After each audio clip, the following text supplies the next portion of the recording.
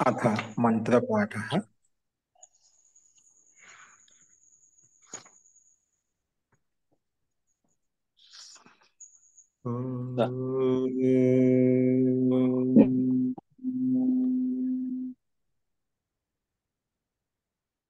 सहनौ भवतु सहनौ भुनक्तु सह वीर्यं करवावहै तेजस्विनावधीतमस्तु मा विद्विषावहै। ओम शांति शांति शांति।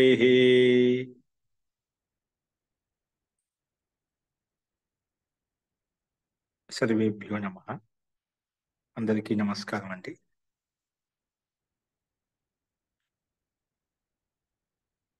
అష్టాధ్యాయ క్రమ పాఠంలో ఈరోజు మనం 5వ అధ్యాయంలో 2వ అధ్యాయం ప్రారంభించుకోబోతున్నాము. నిన్న 1వ అధ్యాయం మనం పరిసంపన్నం చేసుకున్నాము. తో 2వ అధ్యాయం చూడండి.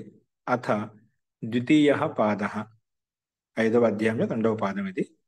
సూత్రం వచ్చేసి మొట్టమొదటి సూత్రం ధాన్యానాం భవనే క్షేత్రే ఖై. ధాన్యానాం భవనే క్షేత్రే ఖై. పదవి భాగం వచ్చేసి ధాన్యానాం షష్ఠీ విభక్తి బహువచనం, భవనే సప్తమి విభక్తి ఏకవచనం, క్షేత్రే సప్తమి విభక్తి ఏకవచనం, ఖై ప్రథమ విభక్తి ఏకవచనం. పదాలు స్పష్టంగానే విడివిడిగానే ఉన్నాయి మనకు. ఇక్కడ భవనం అనే శబ్దం వచ్చింది, భవనే శబ్దం, దాన్ని కొంచెం ఓపెన్ చేసి చెప్పాడు. ఇక్కడ భవంతి జాయంతే అస్మిన్ ఇతి భవనం. భవంతి ఉత్పన్నమవుతాయి అస్మిన్ అని భవనం అంటాం. భవంతి జాయంతే అస్మిన్ ఇతి భవనం. ఈ రకం కొంచెం వ్యుత్పత్తి చూపించబడింది ఇక్కడ. అస్తు ఇలా చెప్పిన తర్వాత అంటే ఉత్పత్తి స్థానం అంట. భవనం మాత్రం ఉత్పత్తి స్థానం. అస్మిన్ జాయంతే అస్మిన్ భవంతి, ఇందులో ఉత్పన్నమవుతాయి. ఇందులో ఏదైనా కానీ ఉత్పత్తికి స్థానం, అది ఏదైనా ఉత్పత్తి ద్రవ్యమ పదార్థమ వస్తువ ఏదైనా కావచ్చు, ఉత్పత్తికి స్థానం ఏదైతే ఉందని భవన శబ్దంతో చెప్పుకుంటాను అనమాట. అది ఇక్కడ సూత్రంలో చెప్పబడింది. చూడండి, ఇక్కడ నిర్దేశాదేవ షష్ఠీ సమర్థ విభక్తి. ఇక సూత్రంలో ధాన్యానాం అని చెప్పి షష్ఠీ విభక్తిలో నిర్దేశించబడింది కాబట్టి ఆ నిర్దేశ సామర్థ్యం చదివి షష్ఠీ సమర్థవంతమైన విభక్తి తీసుకుంటాను అనమాట. ఫస్ట్ పైనుంచి సామాన్యంగా అనువృత్తి వస్తున్నాయంటే తద్దితాహ మహాధికారం ఇంగ్యా ప్రాతిపదిక ప్రత్యయ పరశ్చ. ఇవి అంతిమ వరకు ఈ 5వ అధ్యాయం సమాప్తి వరకు వస్తుంటాయి.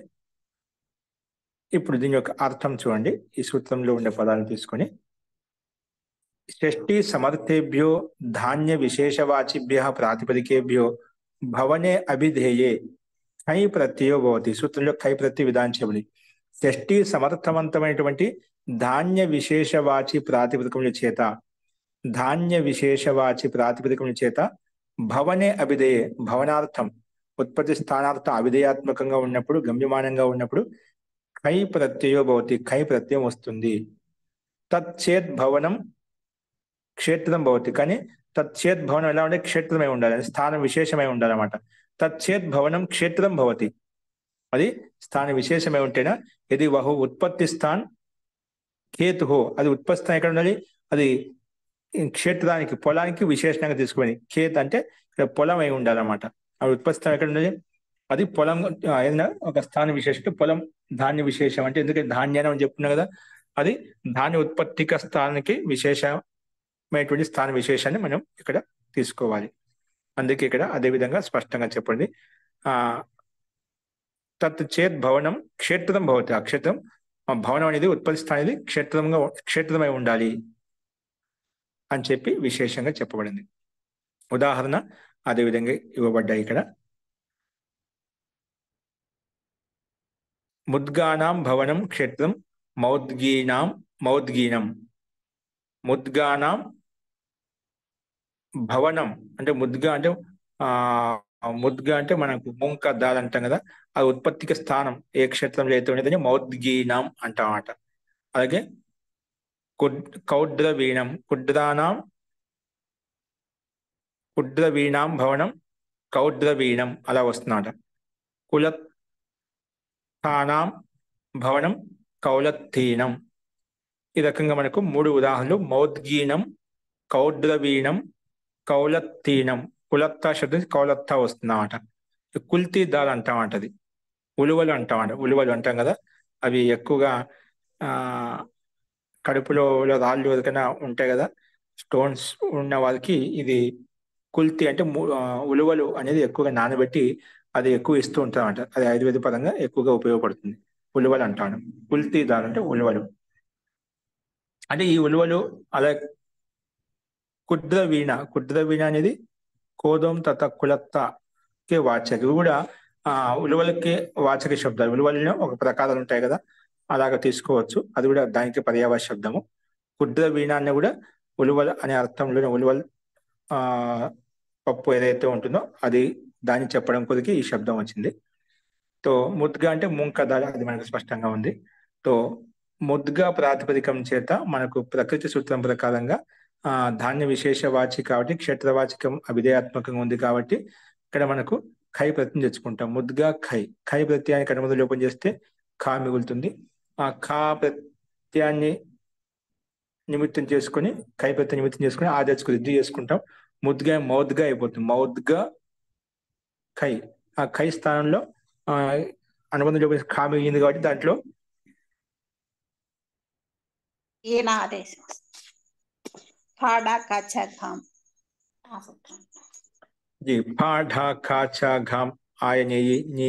అనే సూత్రం ప్రకారంగా ఇక్కడ క్రమంగా కాస్తంలో ఈయన ఆదేశం వస్తుంది. ఈయన ఆదేశం వస్తుంది అన్నమాట.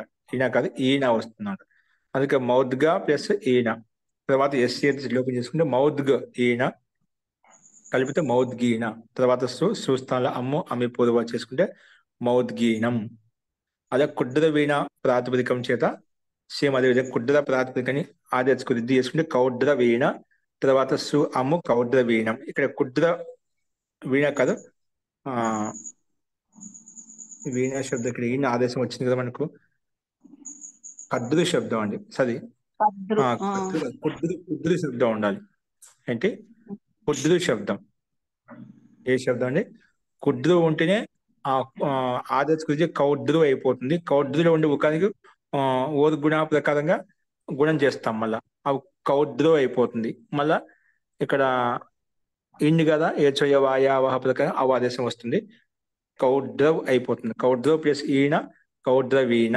తర్వాత తెచ్చుకుని సూస్థల అమ్ము అమ్మి పొదువ చేసుకుని కౌద్ర వీణం అలా వస్తుంది. అలా కులత్త ప్రాతిపదికం చేత కౌలత్తీనం. ఇక్కడ లోపం చేసుకుని కాస్థానంలో వచ్చిన ఈయన ఆదేశం చేసుకుంటే అమ్ము అమ్మి పొదువ చేసుకుంటే కౌలత్తీనం అనే రూపాలు మనకు सिद्धिस्तान अన్నమాట. मुद्गो मूंगों की उत्पत्ति का जो स्थान खेत वह मौद्गीन खेत कहा जाएगा. अर्थात जिस क्षेत्र में अन्य ధాన్యం కి అపేక్ష అంటే వేరే ధాన్యాలు చాలా ఉంటాయి పండించేటివి, కానీ అందులో ఏ క్షేత్రం ఉంటే ధాన్యంకి అపేక్ష మూంగ్ అంటే మూంగ్ కా దాల్ అంటే మనం ఏమంటే మినుములు అంటాం కదా, ఆ మినుములు ఒక ధాన్యం ఎక్కడైతే పండిస్తామో పెసలు ఎక్కడైతే ఎక్కువగా ఉత్పన్నం అవుతాయో అటువంటి విశిష్ట ఖేత్ అని మౌద్గీనం అని చెప్పి చెప్పుకుంటాం. ఖేత్ను మౌద్గీన క్షేత్రం అని చెప్పి చెప్పుకుంటాం. అలాగే కోద్రవ శబ్దం, ఇక్కడ కుద్ర కాదు కోద్రవ శబ్దం. కోద్రు శబ్దం ఓకేనా. ఏంటి ఇక్కడ కోద్రవ శబ్దం తీసుకున్నాం అనుకోండి, మనకు కుద్రు కూడా కాదు కోద్రవ శబ్దం అకారాంతం ఉంది ఇక్కడ. కోద్రవ ఉంది కాబట్టి మనకు కోద్రవ శబ్దానికే ఆదేశం కౌ అవుతుంది. కౌద్రవ ఇక్కడ మనకు ఉకారం తీసుకోవాల్సిన డైరెక్ట్ గా అకారాంతం తీసుకున్నాము. సో కోద్రవ తర్వాత ఈయన వస్తుంది. లోపం చేసుకుంటే కోద్రవు ప్లస్ ఈయన కోద్రవీణ అలా వస్తుంది. ఓకే, మూల శబ్దం కోద్రవ శబ్దం. నేను కుద్రు శబ్దం చెప్పాను దాని ప్రకారంగా, అది కాదు. కోద్రవ ఇక్కడ స్పష్టంగా ఉంది. కోదం లేదా కులత్త, కోదం అని ధాన్య విశేషం పిలుస్తారు ఎక్కడైనా ప్రాంత విశేషంలో. అస్తు. సో ఈ రకంగా మనం ఈ 3 ఉత్పత్తి స్థానం ఎక్కడైతే ఉందని ఆ రకంగా మనం ఈ ధాన్యాన్ని ఈ రకంగా ప్రస్తావించుకుంటాం. అస్తు. నెక్స్ట్ చూడండి, ధాన్యానం భవనే క్షేత్రే. ఇంతవరకు పైనుంచి మొత్తం అర్థం అంతా కిందికి వస్తుంది. తర్వాత ప్రత్యయ విశేషం ఉంది అన్నమాట. ఇక్కడ చూడండి అనువృత్తి 4వ సూత్రం వరకు వస్తుందంట. వ్రీహి శాల్యోర్ ఢక్ వ్రీహి శాల్యోర్ధక్. వ్రీహి శాల్యోహు షష్ఠి విభక్తి ద్వివచనం, ఢక్ ప్రథమ విభక్తి ఏకవచనం. సమాసం వచ్చేసి వ్రీహిశ్చ శాల్యశ్చ వ్రీహి శాల్యౌ తయోః వ్రీహి శాల్యోః ఇత్యత్ర ఇతరేతర యోగ ద్వంద్వ సమాసం. అనువృత్తి వచ్చేసి ధాన్యానాం భవనే క్షేత్రే తద్దితాః జ్ఞా ప్రాతిపదికాత్ ప్రత్యయః పరశ్చ. ఇవన్నీ అనువృత్తి వస్తున్నాయి. అర్థః షష్ఠీ సమర్థాభ్యాం ధాన్య విశేషవాచిభ్యాం షష్ఠీ సమర్థాభ్యాం ధాన్య విశేషవాచిభ్యాం వ్రీహి శాలి ప్రాతిపదికాభ్యాం ఢక్ ప్రత్యయో భవతి భవనే క్షేత్రే అభిధేయే. భవనే క్షేత్రే అభిధేయ. సేమ్ అదే అర్థం ఇక్కడ కూడా తీసుకున్నాం, కాకపోతే ప్రత్యయం భిన్నం వచ్చిందన్నమాట. అర్థం అంతా కూడా పైన చెప్పిన విధంగా తీసుకుంటాం. షష్ఠీ సమర్థవంతమైనటువంటి ధాన్య విశేషవాచి ఉండాలన్నమాట. చూడు, ధాన్యం అనేక రకాల ధాన్యాలు పండించుకోవచ్చు, కానీ ధాన్య విశేషం ఇక్కడ మనం పైన ముద్గ దాల్ అని చెప్పుకున్నాం, కులత్త దాల్ అని చెప్పుకున్నాం, కోద్రవ దాల్ దాల్ అంటే పప్పు, దాన్ని ఇక్కడ దాల్ అంటాం హిందీలో. సో ఆ ధాన్యం ఏదైతే ఉందో అది మాత్రం ధాన్య విశేషమే ఉండదు. సామాన్యంగా ఏ ధాన్యం అంటే ఆ ధాన్యం కాకుండా అలాంటి విశేష సందర్భంలో మాత్రమే. అందుకే షష్ఠీ సమర్థాభ్యం ధాన్య విశేషవాచిభ్యం ఇక్కడ వ్రీహి శాల్య అని విశేషంగా ఆ పేర్లు తెచ్చుకున్నాం. కై ప్రత్యయం ఎక్కడ ఇలాంటి అర్థాలు ఉన్నప్పుడు ఎక్కడెక్కడ ప్రత్యయం వస్తుంటే వ్రీహి శబ్దంలో శాలి శబ్దంలో కూడా మనకు ఢక్ ప్రత్యయం తెచ్చుకోవచ్చు. ధాన్య విశేషం అన్నమాట. ఈ ధాన్య విశేషంలో తెచ్చుకోవచ్చు అనమాట.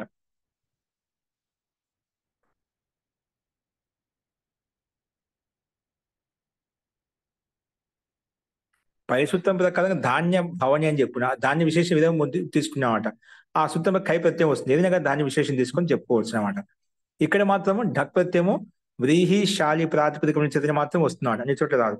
వ్రీహి శాలి శబ్దం ధాన్య విశేషం ఏదైతే ఉందో అక్కడ మాత్రమే ఢక్ ప్రత్యయం వస్తుంది. ఇక్కడ ఇంకా విశేషంలో కూడా మహా విశేషంగా మనం చెప్పుకున్నాం. ఈ సందర్భంలో మాత్రం ఢక్ తెచ్చుకోవాలి, అన్ని చోట్ల రాదు.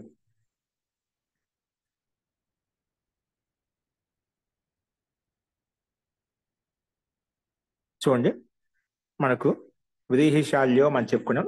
అనువృత్తి ధాన్యానం భవనే క్షేత్రే తద్దితాః జ్ఞా ప్రాతిపదికాత్ ప్రత్యయః పరశ్చ. అందుకే షష్ఠీ సమర్థాభ్యాం ధాన్య విశేషవాచిభ్యాం వ్రీహి శాలి ప్రాతిపదికాభ్యాం, వ్రీహి ప్రాతిపదికం శాలి ప్రాతిపదికం ఇవి ధాన్య విశేషం అండి. వ్రీహి శాలి ప్రాతిపదికాభ్యాం ఢక్ ప్రత్యయో భవతి భవనే క్షేత్రే అభిధేయ. భవనం అంటే చెప్పి ఉత్పత్తిస్థానం. ఆ ఉత్పత్తిస్థానం ఎలా ఉండాలి? క్షేత్రమే ఉండాలి. ఉత్పత్తిస్థానం అంటే మనం ఇప్పుడు రోజుల్లో చాలా మంది ఎక్కడ మనకు భవనాల మీద కూడా మనం కూరగాయలు పండిస్తున్నాం, ఏదైనా చిన్న చిన్న పండ్లు పండిస్తూ ఉన్నాం అనమాట చెట్ల మీద. అంటే మనకు స్థాన విశేషం, క్షేత్ర విశేషం కాకుండా అక్కడ కూడా పండిస్తున్నామండి. అలా కాకుండా స్థాన విశేషం తీసుకోవాలన్నమాట. ఈరోజు అంతా విదేశీయులంతా మిద్దెల పైన భవనాల మీదనే వాళ్ళు కూరగాయలు పండించేసుకుంటుంటారు చాలా మంది, ఆర్గానిక్ అని. అలాగా మనం చూస్తూ ఉంటాం చాలా మంది. అలా వచ్చేసింది స్థితి. అస్తు. సో ఇక్కడ పూర్వస్య అయం అపవాదం. పూర్వసూత్ర కై దాని విశేషం ఏదైనా కై ప్రత్యయం వస్తుంటే, లేదంటే వ్రీహి శాలి ప్రాతిపదికలు ఉన్నప్పుడు మాత్రం ఢక్ ప్రత్యయం వస్తుంది విశేషంగా చెప్పింది అనమాట. ఉత్పత్తి స్థాన క్షేత్రవాచి హోతో పూర్వసూత్ర से కై ప్రాప్తి ఢక్ విధానం కరదీయ. ఈ ఢక్ విధానం చేసిందన్నమాట. అందుకే వ్రీహీనాం, వ్రీహి అంటే గోధుమలు, వ్రీహీనాం భవనం క్షేత్రం త్రైహేయం శాలేయం. శాల్యం ఒక విశేషమైన ధాన్య విషయం, అంటే చావల్ బియ్యం అంటాం కదా, షాటి చావల్ అంటాం, షాటి చావల్. శాలి ధాన్య విశేషం ఇక్కడ తీసుకోవాలి. తో శాలి నాం భవనం క్షేత్రం శాలేయం. తో శాలి ప్రాతిపదికము చేత వ్రీహి ప్రాతిపదికం, వ్రీహి హ్రస్వీకారం, ఈ రెండు ప్రాతిపదికల చేత షష్ఠి సమర్థవంతమైన ప్రాతిపదికం చెప్పారు కాబట్టి గస్ తెచ్చుకుంటాం. ఇక్కడ గస్ కాదు, గస్ ఓస్ ఆమ్. వ్రీహీనాం బహువచనంలో విగ్రహవాక్యం చెప్పుకున్నాం కాబట్టి ఆమ్ వస్తుందన్నమాట. వ్రీహి ఆమ్, శాలి ఆమ్. తర్వాత షష్ఠి సమర్థవంతమైనటువంటి వ్రీహి శాలి ప్రాతిపదికం చేత మనం క్షేత్ర విధేయాత్మకంగా ఉంది కాబట్టి ఢక్ ప్రత్యయం వస్తున్నాయి ఈ ప్రాతిపదికం చేత. ఢక్ రాగానే ఢక్ అనుమతి లోపం చేస్తాం, ఢా మిగులుతుంది. తర్వాత సుప్లుక్ చేసుకుంటాం. సుపోధాతు ప్రాతిపదిక యోగ ప్రకారంగా మధ్యలో ఉండే విభక్తి లోపిస్తుంది. వ్రీహి ఢ, ఢా స్థానంలో ఆయనేయి నీయ ప్రకారంగా ఏయ ఆదేశం వస్తుంది. వ్రీహి ఏయ, అలాగే శాలి ఏయ. తర్వాత ఎస్ఏతి లోపం చేసుకుంటే వ్రీహ్ శాల్. తర్వాత ఏయ ఆదేశం వచ్చిందా, వ్రీహ్ ఏయ, వ్రీహేయ అలాగే శాలేయ, ఇక్కడ ఢక్ ప్రత్యయం కాబట్టి కిటిచే ప్రకారంగా ఆదేశకు వృద్ధి కూడా చేసుకుంటాం, వ్రైహేయ వస్తుంది. అలాగే శాలి శబ్దానికి వృద్ధి చేస్తే మళ్ళీ అది వస్తుంది కాబట్టి శాలేయ అలాగే ఉంటుంది. మనకి శాలేయ వ్రైహేయ అలా వస్తాయి. తర్వాత సుస్థాల అమ్ము అమ్మి పూర్వ చేసుకుంటే ఈ రకంగా వ్రైహేయం శాలేయం అనే రూపాలు మనకు సిద్ధిస్తాయి అన్నమాట. నెక్స్ట్ చూడండి, యవ యవక షష్టికాద్యత్, యవ యవక షష్టికాద్యత్, యవ యవక షష్టికాత్ పంచమీ విభక్తి ఏకవచనం, యత్ ప్రథమ విభక్తి ఏకవచనం. యవశ్చ యవకశ్చ షష్ఠిశ్చ ఇది యవ యవక షష్టికం, తస్మాత్ యవ యవక షష్టికాత్. ఇది ఇత్యత సమాహార ద్వంద్వ సమాసం. అస్తు. అనువృత్తి వచ్చేసి ధాన్యానం భవనే క్షేత్రే తద్దితాః జ్ఞా ప్రాతిపదికాత్ ప్రత్యయః పరశ్చ, ఇవన్నీ అనువృత్తి వస్తున్నాయి. చూడండి, అర్థః షష్ఠి సమర్థేభ్యో ధాన్య విశేషవాచిభ్యో యవ యవక షష్టిక మూడు వచ్చాయన్నమాట. యవ యవక షష్టిక మూడు పదాలు వచ్చాయి, మూడు ప్రాతిపదికాలు వచ్చాయి. तो షష్ఠి సమర్థవంతమైన ధాన్య విశేషవాచి యవ ధాన్య విశేషవాచి యవక ధాన్య విశేషవాచి షష్ఠిక ఇత్యేతేభ్యः ప్రాతిపదికేభ్యో భవనే క్షేత్రే అభిధేయే యత్ ప్రత్యయ భవతి. ఉత్పత్తి స్థానం అనేది క్షేత్రమై ఉంటేనే అటువంటి చోట యత్ ప్రత్యయం వస్తుంది, ఈ మూడు విశేషమైన ప్రాతిపదికముల చేత. అందుకే యవనానం భవనం క్షేత్రం యవ్యం, యవనంటే గోధుమ విశేషాలండి, గోధుమలు అంటాం కదా. అలాగే ఏంటండి బార్లీయా, బార్లీ, అలాగే అంటే గోధుమలో ప్రకారాలు అన్నమాట. జీ తీసుకోవచ్చు అండి, బార్లీ అంటాం మన తెలుగులో. బార్లీ అనే పదం కూడా అది కూడా స్థాన విశేషంలో ఉపయోగిస్తారు. బార్లీ అనేది అది తెలుగు పదమైనా బార్లీ అనేది ఇది కూడా పదం. ఇంగ్లీష్ లో కూడా తెలుగులో కూడా బార్లీ అని అంటారు. బార్లీ గింజలు అంటే ఉడికించుకుంటాం కదా. ఓ ప్రాంత విశేషంలో ఎలా పిలుస్తారు అనుకుంటే నీరు తాగుతారు అది. బార్లీ అంటే అసలు ముడి చూస్తే గోధుమలాగే ఉంటుంది చూడటానికి. అవన్నీ పైన అన్ని చెక్కేసిన తర్వాత మనం పెర్ల్ బార్లీ అని తీసుకుంటున్నది. ప్రస్తుతం మొత్తానికైతే మనకు దాంట్లో ఒక ప్రకారం అని తెలుసుకున్నాం. సో అటువంటి ప్రాథమిక యవానం భవనం క్షేత్రం యవ్యం, యవకానం భవనం క్షేత్రం యవక్యం, షష్టికానం భవనం క్షేత్రం షష్టిక్యం. సో యవ ప్రాతిపదికం చేత యత్ తెచ్చుకుంటాం, యవ యత్. ఓకేనా, యవ యత్. ఇక్కడ మనకు నిమిత్తం లోపం చేయడానికి ఏం లేదు కదా, ఎస్ తెచ్చే ప్రకారంగా ఒక యవ ప్లస్ యత్ ఉంది, ఏది ఎస్ లోపం చేసుకుంటాం. యవ వకారంలో ఉండే ఆకారం లోపిస్తుంది, ఎస్ తెచ్చే ప్రకారంగా. అప్పుడు యవ్ ప్లస్ య కలిపితే యవ్య, సు అమ్ము అమి పూర్వ చేసుకుంటే యవ్యం. అలాగే యవక యత్ కనుమది లోపం చేస్తే యా మిగిలింది కాబట్టి ఇప్పుడు ఎస్ తెచ్చి లోపం చేస్తే యవకాలో ఆకారంలో ఉండే ఆకారం లోపిస్తుంది కాబట్టి యవక్ య యవక్య, సు అమ్ము యవక్యం. ఇక్కడ ఆదేశకు వృద్ధి అంటే ఏం లేదనమాట. అలాగే షష్టిక ప్లస్ యత్ షష్టిక్యం, ఈ రకంగా మనకు రూపాలు సిద్ధిస్తాయి. ఇది కూడా కై ప్రత్యయానికి అపవాదం. అక్కడ ధాన్య విశేషవాచి చేత వ్రీహిశాలి ఉంటే డక్ వస్తుంది, యవ యవక షష్టిక ఉంటే ఇక్కడ ఎత్తు వస్తుంది అన్నమాట. ఇలాంటి ధాన్య విశేషంలో ఈ రకానికి దాన్ని బాధించి యత్ ప్రత్యయం వచ్చింది అన్నమాట. అస్తు. ఆ కై ప్రత్యయం సామాన్యంగా ఏదైనా చెప్పొస్తుంది, ఇది విశేషంగా ఇందులో మాత్రమే వస్తుంది అని చెప్పి విశేషంగా తీసుకున్నాం. నెక్స్ట్ చూడండి, విభాష తిల మాషో మా తిలమాశోమ భంగానుభ్యః, విభాష తిలమాశోమ భంగానుభ్యః. విభాష ప్రథమ విభక్తి ఏకవచనం పదవి భాగంలో, తిలమాశోమ భంగానుభ్య ఇదంతా పంచమ విభక్తి బహువచనంలో ఉంది. సమాసః తిలశ్చ మాసశ్చ ఉమాచ భంగాచ, ఉమాచ భంగ, తిలశ్చ మాసశ్చ ఉమాచ భంగాచ అనుశ్చ ఇది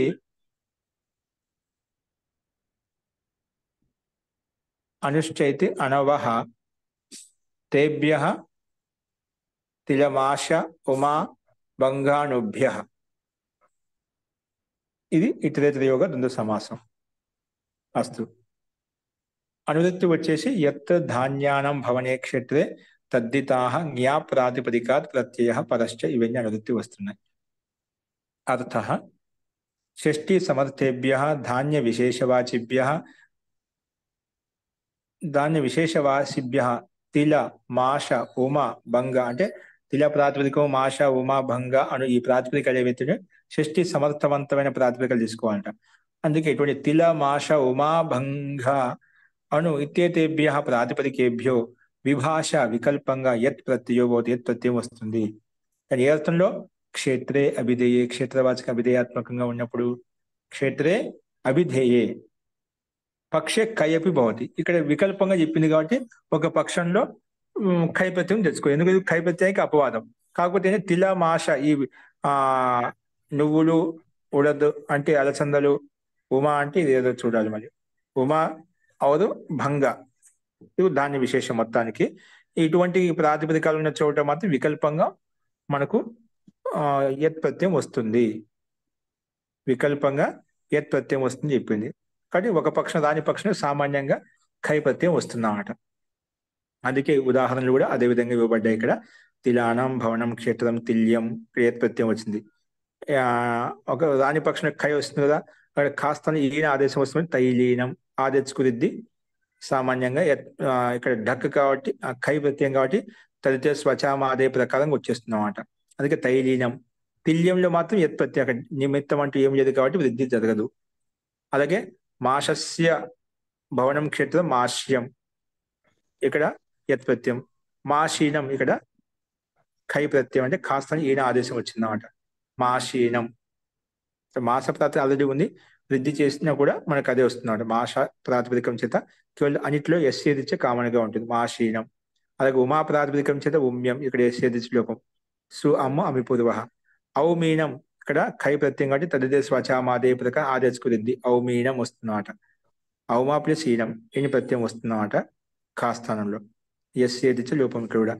అలాగే భంగ ప్రాతిపదికం చేత భంగ్యం, భాంగీనం సేమ్ ఇది ఖా ప్రత్యయం వచ్చినప్పుడు. అలాగే అను ప్రాతిపదిక వచ్చిన అనవ్యం, ఇక్కడ అణులో ఓర్గుణ ప్రకారంగా అణు అయిపోతుంది. అణు ప్లస్ యత్ ప్రత్యయం కదా, ఇక్కడ యత్ ప్రత్యయం వచ్చినప్పుడు వాంతోయ ప్రత్యయ ప్రకారంగా ఆదేశం వస్తుంది, అనవ్యం వస్తుంది. అనవ్య ప్లస్ అనవ్య వస్తు అమ్ము అవి పొదువ చేసుకుంటే అనవ్యం. అలాగే నెక్స్ట్ ఆనవీనం అణు ప్రాతిపదికం చేత ఖా ప్రత్యయం వస్తుంది, ఖై ప్రత్యయం వస్తుంది. ఇక్కడ మళ్ళీ అదే విధంగా ఓ గుణ ప్రకారం గుణం చేసుకుంటే ఆనో అను ఓ ఇక్కడ ఆదేశకు రిద్ది అవుతుంది, ఇక్కడ కూడా ఆను అయిపోతుంది అన్నమాట. తదితే సత్వామాదే ప్రకారం ఆదేశకు రిద్ది చేసిన తర్వాత ఆను ఓ గుణ ప్రకారం గుణం చేస్తే ఆను, తర్వాత పక్కన ఈన ఉంది కాబట్టి ఏ చోయ వాయావహ ప్రకారంగా ఆదేశం చేసుకుంటే ఆనవు ప్లస్ ఈన ఆనవీణ, తర్వాత సు అమ్ము అమి పొదవ చేసుకుంటే ఆనవీనం అనే రూపాలు మనకు సిద్ధిస్తాయన్నమాట. ఇవన్నీ కూడా క్షేత్ర విశేషంలో ఉత్పన్నమైనటువంటి ధాన్య విశేషాలు. సో 2 రకాల రూపాలు మనకు ఇక్కడ కనిపించాయి. అస్తు. ఈ రకంగా ధాన్య విశేషవాచి ప్రాతిపదికలు అనేది ఇంతవరకు అనువృత్తి వచ్చింది, ఇక్కడ సమాప్తం అయిపోతుంది. నెక్స్ట్ ఇక్కడి నుంచి భిన్నంగా ఉంటుంది. చూడండి నెక్స్ట్ 5వ సూత్రం. సర్వచర్మణ కృత ఖయౌ, ఖయౌ 2 ప్రత్యయాలు వచ్చాయి ఇక్కడ. చూడండి పద విభాగము. సర్వచర్మణ పంచమీ విభక్తి ఏకవచనం, కృత ప్రథమ విభక్తి ఏకవచనం, ఖయౌ ప్రథమ విభక్తి ద్వివచనం. సమాసం వచ్చేసి ఖశ్చ ఖైచ ఖయౌ ఇతరేతరయోగ ద్వంద్వ. ఖశ్చ ఖైచ ఖయౌ ఇతరేతరయోగ ద్వంద్వ. అనువృత్తి వచ్చేసి తద్దితాః జ్ఞా ప్రాతిపదికాత్ ప్రత్యయః పరశ్చ, ప్రత్యయః పరశ్చ. అర్థం వచ్చేసి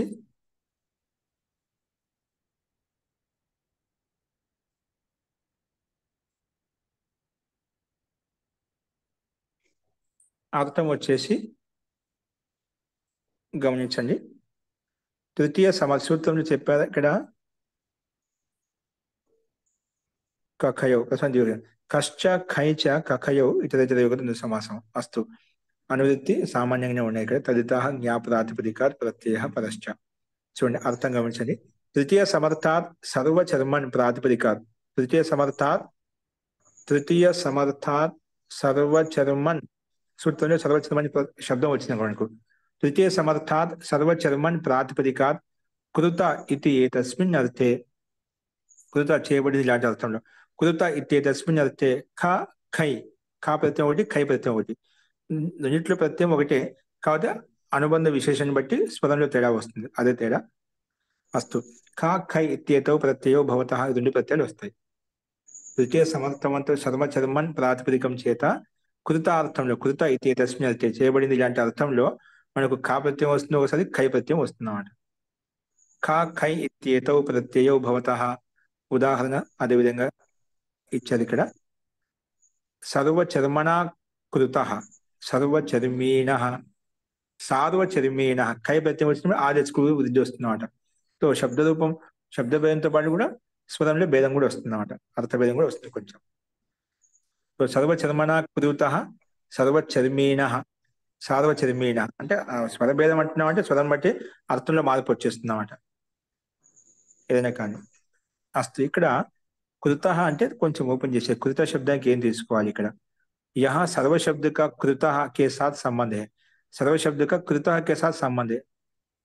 सर्वचर्मणा कृतः, सर्व शब्द का कृतः के साथ संबंध, सर्व शब्द అయితే ఉందో అది కృత శబ్దంతో సంబంధం ఉన్నమాట. అందుకే చర్మణ చర్మణ సర్వ కృతః, ఇహ అర్థ అభిప్రేతే. వాళ్ళ అభిప్రాయం ఏంటి మనకు అన్వయం చేసుకుంటే ఇక్కడ చర్మణ, ఎందుకంటే సర్వ శబ్దంతో అనుబంధం చెప్పాం కదా, సంబంధం చెప్పాం కదా. చర్మణ సర్వ కృతః, చర్మం ద్వారా సర్వ కృత అంతా చేయబడింది. यह अर्थ अभिप्रेत है. अतः असमर्थ होने पर भी निपातन से सर्व का चर्म के साथ समस जानना चाहिए. అతనికి సమర్థత లేదు అంటే సమర్థ పదవిధి ప్రకారం సమర్థవంతమైన పదాలకి పదవిధి అవుతుంది కదా. అంటే అసమర్థం ఉన్నప్పుడు కూడా నిపాతనం చేత సర్వక చర్మకే సాత్, సర్వశబ్దానికి చర్మ శబ్దం చేత సమాసం చేయబడింది. అది కొంచెం విశేషంగా తీసుకోవాలని చెప్పి ఒక టిప్పణి ఇక్కడ ఇవ్వబడింది అనమాట. సర్వచర్మని ప్రాతిపదికం చేత ఖా ప్రత్యయం చేసుకుంటే సర్వచర్మని ప్లస్ ఖా, ఖాస్త ఈయన ఆదేశం వస్తుంది, సర్వచర్మని ప్లస్ ఈయన. అది అక్కడ ఖా చర్మంలోని నకారం అలాగే ఉంటుంది కానీ ఇక్కడ టీ భాగం లోపం చేస్తాం. సర్వచర్మన్ కదా, సర్వచర్మంలో ఉండేటువంటి టీ భాగం లోపం చేస్తే సర్వచర్మ అలా వస్తుంది. నస్తదితే ప్రకారంగా టీ భాగానికి లోపం చేసుకుంటాం. సర్వచర్మ తర్వాత ఈయన కలుపుకుంటే సర్వచర్మీన, సర్వచర్మీన్ పూర్తి నాకారం సర్వచర్మీన వస్తుంది. తర్వాత సు తెచ్చుకుని ఋతు విసర్గం చేసుకుంటే సర్వచర్మీన. ఇక్కడ అటుకు వాంగ్ నుమ్ యవాయేపి ప్రకారంగా నత్వం చేసుకుంటాం. అలాగే సార్వచర్మీణ కూడా సేమ్ అదే విధంగా ఉంటుంది. నస్తదితే ప్రకారంగా టీ భాగం లోపం చేసుకుంటాము. కాబట్టి ఆదేశకు రిద్ధి వస్తుంది అనమాట. తద్దితే స్వచామాదేహి ప్రకారంగా అది విశేషం. అందుకే సార్వచర్మీణ అనే రూపం మనకు సిద్ధించింది. అర్థం రెండు శబ్దాలు సర్వచర్మీణ అన్య సార్వచర్మీణ అన్య, అర్థం ఒకటే కాదు, శబ్దభేదం స్వరభేదంలో తీసుకున్నప్పుడు అర్థం కూడా వేరే అవుతుంది అన్నమాట. అస్తు కృత अर्थ की अपेक्षा से यहाँ तृतीय समर्थ की प्राप्ति जानी चाहिए. కృత అంటే చేయబడింది అంటే ఏదో ఒక దాని ద్వారా చేయబడుతుంది. అంటే ఇది కృత అనే సామర్థ్య శబ్దం చేత మనకు అర్థాపత్తి పూర్వకంగా సామర్థ్యం చేత తృతీయ భక్తి మనం తీసుకున్నామంట. మామూలుగైతే మనకు సందర్భం ఏదో ఒక నిమిత్తం కావాలి, దేశం అన్నా ఉండాలి. ఇక్కడ కృత చేయబడింది, ఏం చేయబడింది అంటే ఏదో ఒక చర్మం ద్వారా చేయబడి, అంటే చేయబడే ఏదో సాధనం ఉంది, సాధనం అంటే తృతీయ భక్తి. అందుకే ఆ సామర్థ్యం చేత మనకు కృత అర్థకి అపేక్ష చేత మనకు తృతీయ భక్తిని మనం అధ్యాహనం చేసుకున్నాం, తృతీయ భక్తి తీసుకున్నామంట. తృతీయ సమర్థవంతమైన ప్రాతిపదికను తీసుకున్నాం. మస్తు ఇక్కడ గమనించాలి.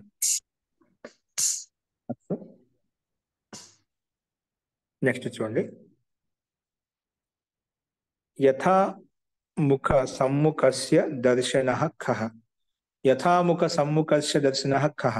యథాముఖ సమ్ముఖస్య షష్ఠీ విభక్తి ఏకవచనం, దర్శనః ప్రథమ విభక్తి ఏకవచనం, ఖః ప్రథమ విభక్తి ఏకవచనం. సమాసం వచ్చేసి యథాముఖశ్చ సమ్ముఖశ్చ ఇది యథాముఖ సమ్ముఖం తస్య యథాముఖ సమ్ముఖస్య, ఇది సమాహార ద్వంద్వ సమాసం. అనువృత్తి వచ్చేసి తద్దితాః జ్ఞా ప్రాతిపదికాత్ ప్రత్యయః పరశ్చ, ఇవన్నీ అనువృత్తి వస్తున్నాయి. అర్థః షష్ఠీ సమర్థాభ్యాం యథాముఖ, షష్ఠీ ఇక్కడ షష్ఠీ ఎందుకు సూత్రంలో యథాముఖ సమ్ముఖస్య అని షష్ఠీ సమర్థవంతం, షష్ఠీ విభక్తి యుక్తమైంది కాబట్టి సామర్థ్యం చేత అది తీసుకుంటాం ఇక్కడ. అస్తు. షష్ఠీ సమర్థాభ్యాం యథాముఖ సమ్ముఖ రెండు పదాలు వచ్చాయి. యథాముఖ సమ్ముఖ ఇత్యేతాభ్యాం శబ్దాభ్యాం దర్శన ఇత్యేతస్మిన్ అర్థే దర్శన ఇది ఏతస్మిన్ అర్థే ఖా ప్రత్యయో భవతి. దర్శన ఇది ఏతస్మిన్ అర్థే చూడటం ఇలాంటి అర్థంలో దర్శన ఇది ఏతస్మిన్ అర్థే ఖా ప్రత్యయో భవతి, ఖా ప్రత్యయం వస్తుంది. తో ఖా ప్రత్యయం వస్తుంది చెప్పుకున్నాం. తో ఖా ప్రత్యయం వచ్చినప్పుడు రూపాయలు ఎలా ఉంటే కింద ఇవ్వబడ్డాయి. అంతకంటే ముందు ఇక్కడ దర్శన శబ్దానికి ఒక వ్యుత్పత్తి చూపించబడింది. ఇక్కడ దృశ్యతే అస్మిన్ ఇది దర్శన అంటే అస్మిన్ దృశ్యతే, ఇందులో చూపించబడుతుంది, ఇందులో దర్శించబడుతుంది, ప్రత్యక్షం చేయబడుతుంది, దాని దర్శనం అంటామట. దృశ్యతే అస్మిన్ ఇది దర్శన. ఆదర్శాత్ ఆదర్శాది ఉచ్యతే, ఆదర్శాది ఉచ్యతే. ఇక్కడ సారీ ఆదర్శ ఆది ఉచ్యతే. ఆదర్శ అంటే అద్దం అనమాట. ఏంటి ఆదర్శం అంటే దర్పణం అంట కదా, ఆదర్శం అంటే ఇక్కడ అద్దం అనే అర్థం ఇవ్వబడింది. ఇక్కడ చూడండి, జిస్మే అప్నా ప్రతిబింబ దేకా జాతా హై, జిస్మే అప్నా ప్రతిబింబ దృశ్యతే అస్మిన్ ఇది దర్శన. దృశ్యతే అస్మిన్ దృశ్యతే, ఇందులో మనం చూస్తాం, ఏంటిలో దర్పణం చూస్తాం, అద్దం చూస్తాం, మన ముఖాన్ని మనం అద్దం చూసుకుంటాం కదా, అది ఇక్కడ చెప్పేది. ఇక్కడ అప్నా ప్రతిబింబం, మన ప్రతిబింబాన్ని, మన ముఖాన్ని, మన ప్రతిబింబాన్ని మనం చూసి అద్దం చూసుకుంటాం కదా. అప్పుడే ప్రతిబింబ దేఖా జాతా హై ఉసే దర్శనికైతే, మన ప్రతిబింబాన్ని మనం ఎక్కడైతే చూసుకుంటామో దాన్ని ఆ ప్రతిబింబం, ఆ వస్తువు పదార్థం, ఆ ద్రవ్యం అయితే ఉందో అంటే అశీష ద్రవ్యం, అక్కడ దర్శన అని చెప్పి దాన్ని దర్శన శబ్దం నుంచి ప్రస్తావించుకున్నాం. అప్పుడే ప్రతిబింబ దేఖా జాతా హై ఉసే దర్శనికైతే, అర్థాత్ సీసా, అక్కడ సీసను మనము దర్శన శబ్దం కింద చెప్పుకున్నామట. ముఖకే సమాన్ వహు, ముఖకే జో సమాన్ వహు యథాముఖు, ముఖం ఎలాగైతే ఉందో అది కూడా అలాగే ఉంది, అలాగే ముఖకే సమానంగా ఉంది ఇతని వస్తువు కూడా, ఈ పదార్థం కూడా. అంటే మన ముఖానికి సమానంగా అద్దం కూడా మన ముఖం కనిపిస్తుంది, ముఖానికి సమానంగానే అలాగే ఉందండి మొత్తం, అలాగ అంటామంట. దర్శనం చేసుకుంటాం, మన ముఖాన్ని ప్రతిబింబాన్ని చూస్తున్నాం కాబట్టి యథాముఖం అని చెప్పాం. ముఖంలో ఎలా ఉందో అలాగే అద్దంలో కూడా అలాగే ఉంది, యథాముఖం. అందుకే ముఖస్య సదృశ్యం యథాముఖం, ముఖానికి సదృశ్యం అయితే ఉందో యథాముఖం అంటాం. అట్లా ఒకటే ఉదాహరణ చూపించబడింది ఇక్కడ, అంటే ఒకటే స్థితి ఉత్పత్తి చూపించబడింది. ఇప్పుడు ఉదాహరణ కింద ఇచ్చాడు అదే విధంగా. యథాముఖం దర్శన యథాముఖీన, ఇక్కడ ఎందుకంటే మనకు ఖా ప్రత్యయం వస్తుందన్నమాట, సూత్రంలో విధానం చేయబడింది. యథాముఖ సమ్ముఖస్య దర్శన, దర్శన అనే అర్థంలో ఇక్కడ మనకు ఖా ప్రత్యయం వస్తుంది. దర్శన ఇది ఏతస్మిన్ అర్థే, చూసే అర్థం అన్నమాట. అందుకే ఇక్కడ యథాముఖం దర్శన యథాముఖీన, సమస్య సర్వస్య ముఖస్య, సమస్య లేదా సర్వస్య లేదా ముఖస్య ఏదైనా తీసుకోవచ్చు. సమస్య సర్వస్య ముఖస్య దర్శన సమ్ముఖీన, సమస్య దర్శన సమ్ముఖీన అని చెప్పవచ్చు, లేదా సర్వస్య దర్శన సమ్ముఖీన, లేదా ముఖస్య దర్శన సమ్ముఖీన అని చెప్పుకోవచ్చు. అంటే విగ్రహవాక్యని ఈ రకంగా పదజాలను ఉపయోగించవచ్చు అని చెప్పి 3 రకాల శబ్దాలు ఇక్కడ ఇవ్వబడ్డాయి. నిపాతనాత్ అకార లోప, ఇక్కడ నిపాతన చేత ఆకారం లోపం చేసుకున్నాం. అంటే ఇక్కడ యథాముఖ ఉంది కదా, యథాముఖ ప్లస్ ఖ, ఇక్కడ మనకు ఖా ప్రత్యయం వచ్చింది కదా, ఇక్కడ మనకు ఖా ప్రత్యయం వచ్చింది కాబట్టి యథాముఖ ఈయన ఆదేశం ఏంటండి, ఈయన ఆదేశం ఈయన ఆదేశం వచ్చింది. ఇక్కడ మనకు నిపాతన అకార లోపం, నిపాతన ఎందుకు చేయబడింది?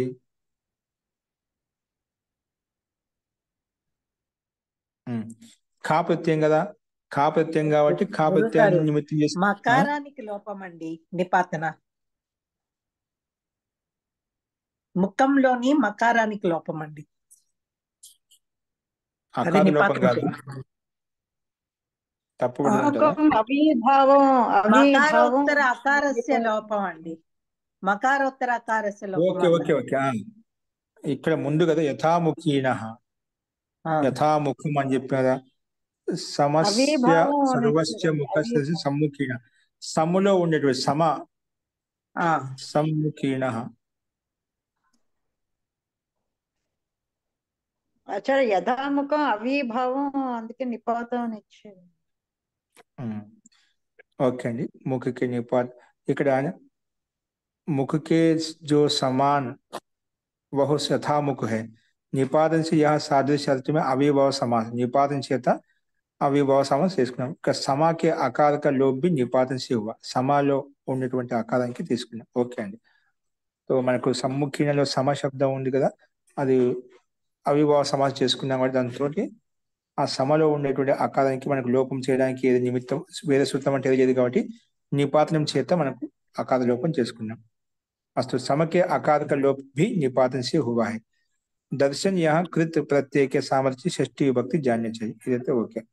यथामुखी ना, जैसा मुख ठीक वैसा दिखाने वाला शीशा, ముఖం ఎలాగైతే ఉందో అలాగే చూపించేటువంటి సీసా అంటే అద్దము. దాన్ని సమ్ముఖీన అని చెప్పి చెప్పుకుంటాం. యథాముఖీన అని చెప్పుకున్నాం. సమ్ముఖీన అంటే సంపూర్ణ ముఖకో దిఖానే వాళ్ళ, సమ్ముఖీన సంపూర్ణంగా ముఖం చూపిస్తున్నాడు ఆ అద్దం. సంపూర్ణం అది కొన్ని గద్దలు చిన్నగా ఉంటే మనకు కొంచెం కనిపిస్తుంది. అలాగే సమ్ముఖీన అంటే సంపూర్ణ ముఖం చూపించేదాన్ని సమ్ముఖీన అని చెప్పి చెప్పుకుంటాం. ఫస్ట్ అయితే సమ్ములో ఉండే వాకానికి మనం ఇక్కడ నిపాతం చేత చేసుకున్నాం. ముఖ వచ్చిన తర్వాత కా ప్రత్యేక కాస్త ఈన ఆదేశం వస్తుంది. ఇక్కడ సామాన్యంగా చేతి లోపం చేసుకుంటాం కాబట్టి ఆ రెండు కలిస్తే సమ్ముఖీన యథాముఖీన 6 రూపాయలు వస్తాయి. తర్వాత సు తెచ్చుకొని ఋతు విసర్గ చేసుకుంటే మనకు ఈ విధంగా రూపసిద్ధి సిద్ధిస్తుంది. అస్తు యహాసే ఖాకి అనువృత్తి 15వ సూత్రం వరకు వస్తుందంట. ఇక్కడి నుంచి దీర్ఘంగా వస్తుంది కొంత. అస్తు ఇక్కడ ఖా ప్రత్యయం యొక్క అధికారం 15వ సూత్రం వరకు మనకు కనిపిస్తుంది. అస్తు తత్ సర్వాదేహి పత్యంగ కర్మ పత్ర పాత్రం వ్యాప్నోతి. తత్ సర్వాదేహి పత్యంగ కర్మ పత్ర పాత్రం వ్యాప్నోతి, ఇది మనకు సూచన. తత్ సర్వాదేహి. అస్తు పదవి విభాగం చేస్తే తత్ ద్వితీయ విభక్తి ఏకవచనం, సర్వాదేహి పంచమీ విభక్తి ఏకవచనం. పత్యంగ కర్మ పత్ర పాత్రం ఇదంతా ఒకే పదం, ద్వితీయ విభక్తి ఏకవచనం. వ్యాప్నోతి క్రియాపదం. సమాసం వచ్చేసి సర్వ ఆదిరి యస్య స సర్వాది, సర్వశబ్దం ఆదిలో ఉంది, దాన్ని సర్వాది అంటాం. సర్వాది గణం ఏదైనా కానీ అంటే ఏ శబ్దాలకైతే సర్వశబ్దం ఆదిలో ఉందని సర్వాది అని చెప్పాం. సర్వాది గణం ఇక్కడ తీసుకోవాలి. తస్మా సర్వాదేహి, ఇది బహుళీ సమాసము. పత్యంగశ్చ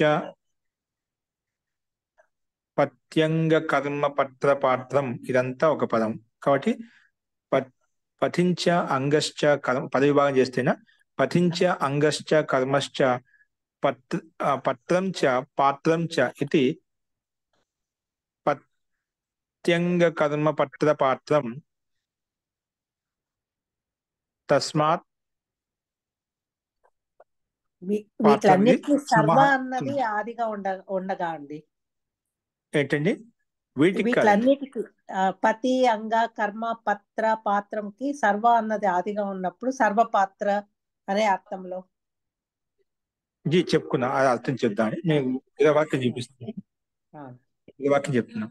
తో పత్ర పాత్రం ఇదంతా సమాహార ద్వంద్వ సమాసం. అనువృత్తి వచ్చేసి ఖ తద్దితాహ జ్ఞా ప్రాతిపదిక ప్రత్యయ పరశ్చ, ఇవన్నీ అనువృత్తి వస్తున్నాయి. అస్తు అర్థం గమనించండి.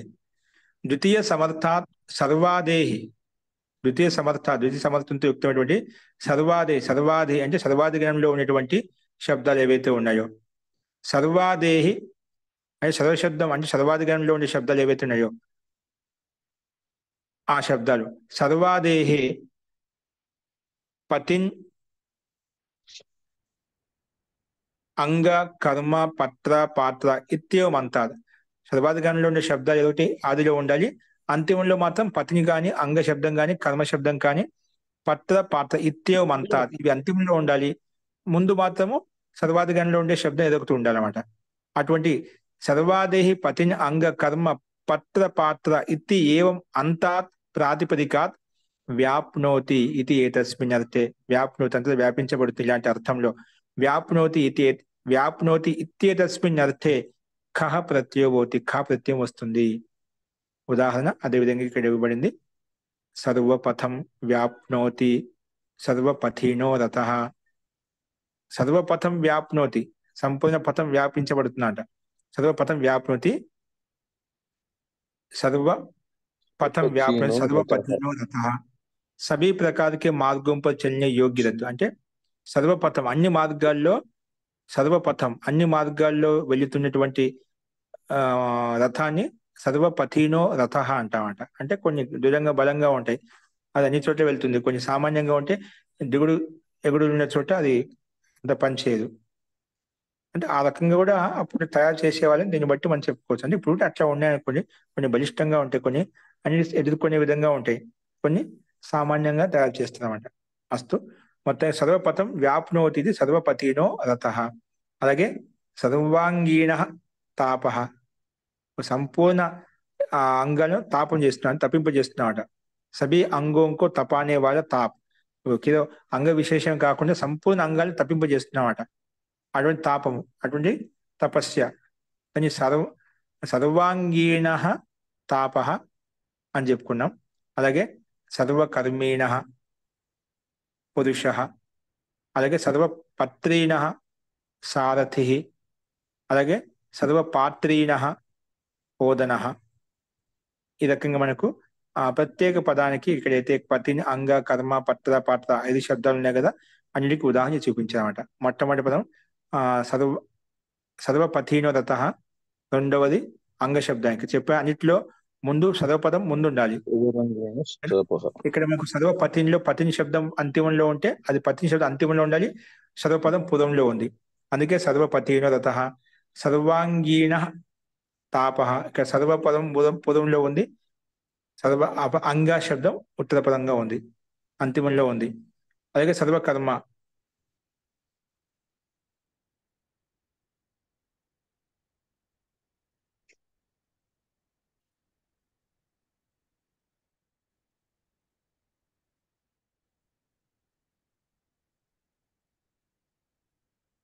ఇక్కడ ఘన విశేషం కాకుండా ఇప్పుడు ఎవరో మధ్యలో అడిగి అన్నారు గారు ఎవరో, కరెక్ట్. ఇక్కడ మనకు సర్వాది గణంలో ఉండేగా సర్వాదేహి, సర్వశబ్ద ఆదిలో ఉండే ఈ శబ్దం తీసుకోవాలి. అంటే సర్వాది గణంలో ఉండే శబ్దాలు ఉన్నాయి అంటే ఏమేమి తీసుకోవచ్చు అంటే ఇక్కడ ఆది నా ప్రశ్న అండి గురువు గారు, సర్వ అన్నది ఆదిగా గల ఈ పతి అంగ కర్మ పాత్ర పాత్రం సర్వం అన్న శబ్దం ఆదిలో ఉన్నదా, లేకపోతే మొత్తం సర్వాది గణంలోని ఏ శబ్దం ఇక్కడ మనకు ఉదాహరణ ఇవ్వకపోవచ్చు, కానీ మొత్తం తీసుకోవాలి ఇక్కడ. ఎందుకంటే ఇక్కడ ఆ రకంగా అంటే వాక్యార్థం బట్టి ఇక్కడ మనం చెప్పుకుంటాం సర్వ ఆది యస్య, సర్వ శబ్దం ఆదిలో ఉంది యస్య. సందర్భం యస్య అంటే యస్య సర్వ శబ్దం ఆదిలో ఉంది కదండి అన్ని ఉదాహరణలో, అన్నిట్లో సర్వ శబ్దం ఆదిలో ఉంది. ఓకే, ఇక్కడ మనకి ఏషాం శబ్దం లేదు, సర్వ ఆది ఏషాంతే సర్వాదయ అని చెప్పుకునేవాళ్ళు, సర్వాది అని చెప్పుకున్నాం. ఇక్కడ ఏకవచనం ఇచ్చారు కాబట్టి మనకి దీనికి అర్థం చేసుకోవాలి అండి. ఎందుకంటే సర్వ శబ్దం ఆదిలో ఉంది ఏ శబ్దానికి అయితే యస్య శబ్దస్య. ఒకవేళ సర్వ అధికారంలో ఉండేటువంటి శబ్దాలు తీసుకుంటే సర్వ ఆది ఏషాం శబ్దానం సర్వ శబ్దం ఆదిలో ఉందో అప్పుడు ఘన విశేషం తీసుకునేవాళ్ళు, అప్పుడు సర్వాదిభ్య అనేవాళ్ళు కదా, అప్పుడు అర్థం మారిపోయింది అన్నమాట. కాబట్టి మనకి ఘన విశేషం కాదు, ఇక్కడ ఈటికే తీసుకోవాలి. కాబట్టి ఇక్కడ ఉండే పదాలు ఏవైతే ప్రత్యేక పదానికి సర్వశబ్దం ఆదిలో ఉండాలి. ఓకే అండి, కరెక్టే. నేనేమనుకుంటే మొదలు కదా గణంలోకి వెళ్ళిపోయాం కాదు, ఇక్కడ మనకు పదం చూస్తే ఏకవచనంలో ఉంది, సర్వాదిభ్యం రావాలి కదా, అక్కడ మళ్ళీ పంచమీ భక్తి భవిష్యత్తుకి రావాలి. సర్వశబ్దం ఆదిలో ఉంది ఏ శబ్దాలకైతే, చదవదు కానీ చాలా శబ్దాలు ఉన్నాయి. ఓకేనా, అప్పుడు ఇది ముందుకు వచ్చేస్తుంది. ఓకే అండి, ఈ శబ్దం ఈ పదాలకు ఈ సర్వశబ్దం ఆదిలో ఉండాలి, ఇవి అంతిమంలో ఉండాలి ఖచ్చితంగా. అదేవిధంగా ఇక్కడ మనకు ఉదాహరణ వచ్చింది ఓన్లీ సర్వశబ్దం మాత్రం.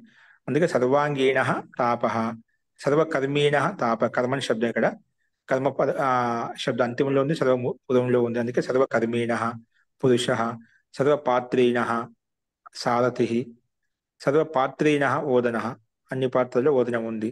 అలా మొత్తం అన్ని చోట్ల సర్వపాత్ర సర్వకర్మ సర్వాంగ సర్వపతి అన్నిట్లలో కాపతిని తెచ్చుకుంటాం మన ప్రకృతి సూత్రం ప్రకారంగా. వ్యాపింపజేసే అర్థంలో కా వచ్చిన తర్వాత కాస్త ఈన ఆదేశం వస్తుంది.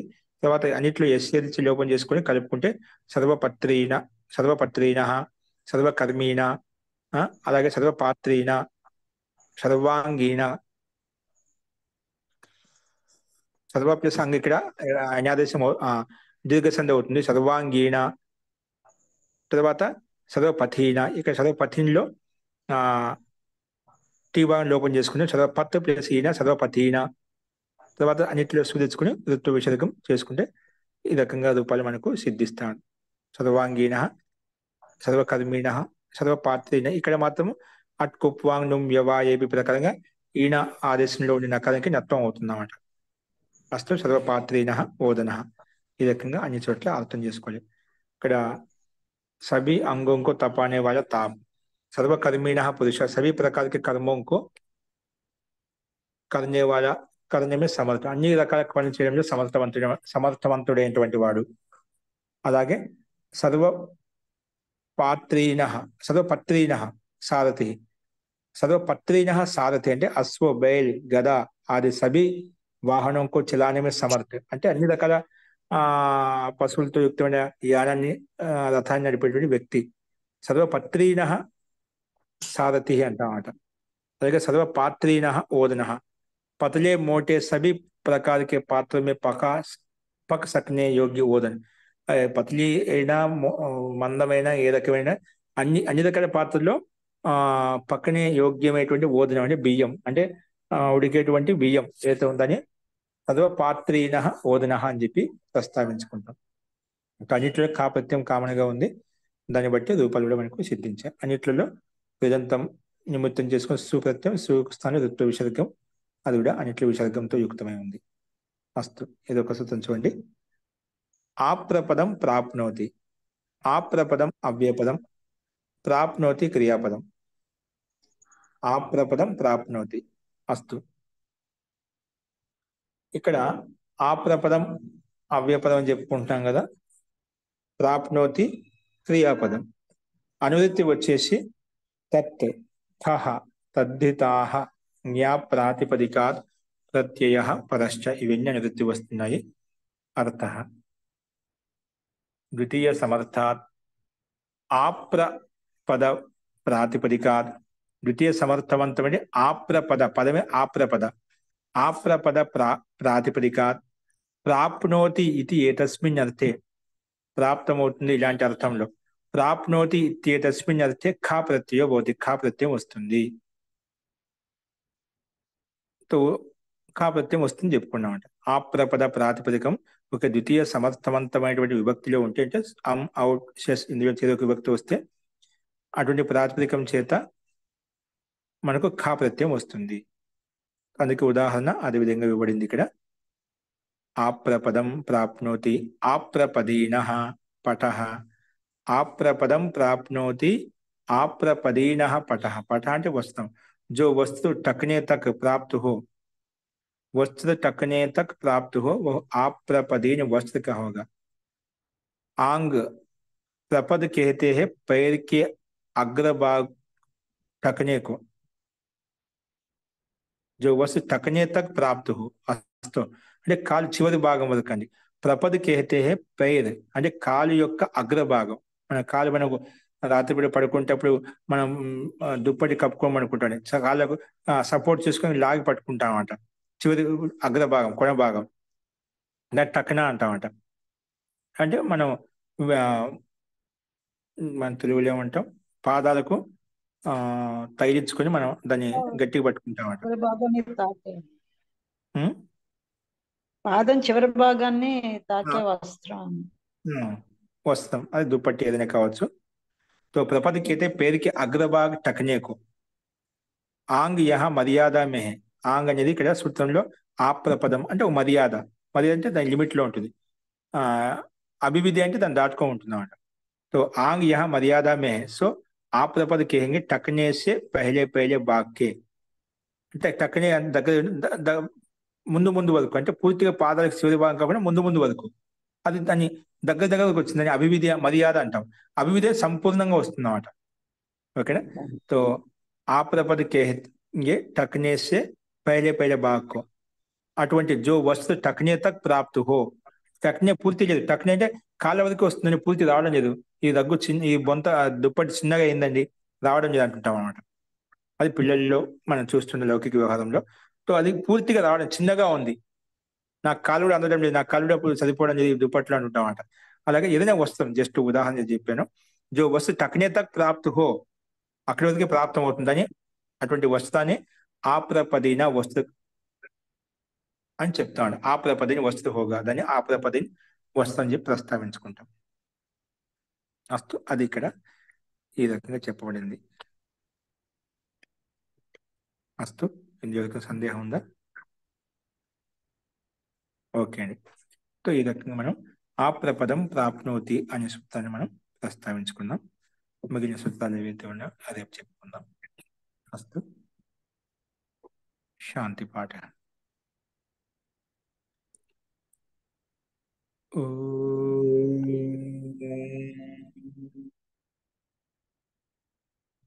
సర్వే భవంతు సుఖినః, సర్వే సంతు నిరామయాః, సర్వే భద్రాణి పశ్యంతు, మా కశ్చిత్ దుఃఖభాగ్ భవేత్. ఓం శాంతి శాంతి శాంతి. సర్వేభ్యో నమః. అందరికీ నమస్కారం అండి. నమస్తే మహోదయ. నమస్తే. నమస్తే ఆచార్య. నమస్కారం నమస్తే గురుగారు, ధన్యవాదాలు.